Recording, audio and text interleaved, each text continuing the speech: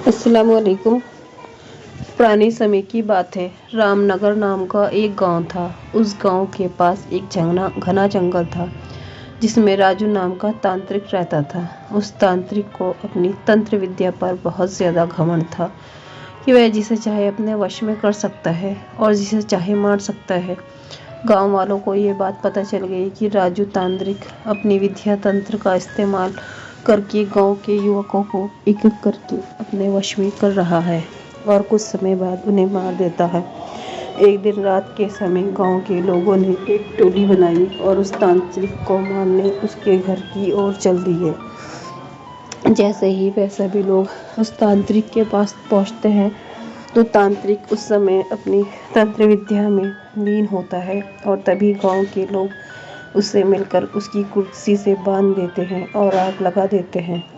वह तांत्रिक वहाँ उसी कुर्सी पर तड़प तड़प के मर जाता है और गांव वाले सोचते हैं कि अब उन्हें इस तांत्रिक से हमेशा के लिए छुटकारा मिल गया। 4-5 साल तो बहुत अच्छे से निकल जाते हैं और गांव में भी सुख शांति का माहौल रहता है। तभी वहाँ शहर से 4 लड़के आते हैं। वो सोचते हैं क्यों ना आज रात जंगल में बिताई जाए। लड़के घूमते घूमते उस तांत्रिक के इलाके तक पहुँच जाते हैं। वहाँ वो लोग देखते हैं कि मकड़ी के जाले लगे हुए हैं।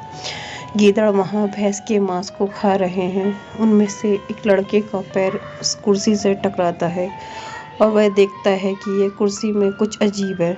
वो बिना कुछ सोचे समझे वह लड़का उस कुर्सी पर बैठ जाता है और उस लड़के में उस तांत्रिक की आत्मा आ जाती है। आत्मा के आते ही लड़का ज़ोर ज़ोर से चिल्लाता है, अब होगा मेरा इंतकाम पूरा। अब मैं इस पूरे गांव को जलाकर नष्ट कर दूंगा। बाकी के 3 लड़के इस दृश्य को देखते हैं और वापस गांव की ओर भागते हैं और गांव के सरपंच को ये सारी बात बताते हैं। सरपंच गुस्से में आकर उन लड़कों की डंडे से पिटाई कर देता है और बोलता है कि तुम्हें किसने बोला उस जंगल में जाने को और उस कुर्सी पर जाकर बैठने को। लड़के माफ़ी मांगते हैं और अपने दोस्त को बचाने की तरकीब पूछते हैं। सरपंच बताता है कि अगर वह लड़का उस कुर्सी पर से उठ जाए और उस कुर्सी पर तुम लोग किसी तरह से आग लगा दो तो शायद तुम्हारा दोस्त उस तांत्रिक की आत्मा के जंगल से बाहर आ जाएगा। इतनी देर में वह लड़का तांत्रिक की कुर्सी के साथ उड़ता हुआ गांव में आ जाता है। तीनों लड़के तभी एक योजना बनाते हैं और उस कुर्सी को ढूंढते हैं जिसने पहले तांत्रिक की कुर्सी में आग लगाई थी। तीनों लड़के उस व्यक्ति से गुजारिश करते हैं कि वह कुछ समय के लिए तांत्रिक के सामने आ जाए। वह आदमी मान जाता है और तांत्रिक के सामने आकर खड़ा हो जाता है।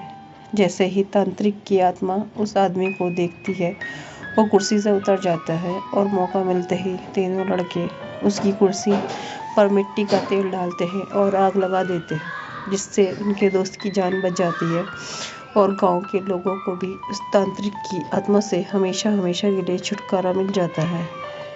फ्रेंड्स, आपको मेरी कहानी अगर पसंद आई हो तो प्लीज़ मेरे चैनल को सब्सक्राइब कीजिए, लाइक कीजिए, कमेंट कीजिए। शुक्रिया। अल्लाह हाफिज़।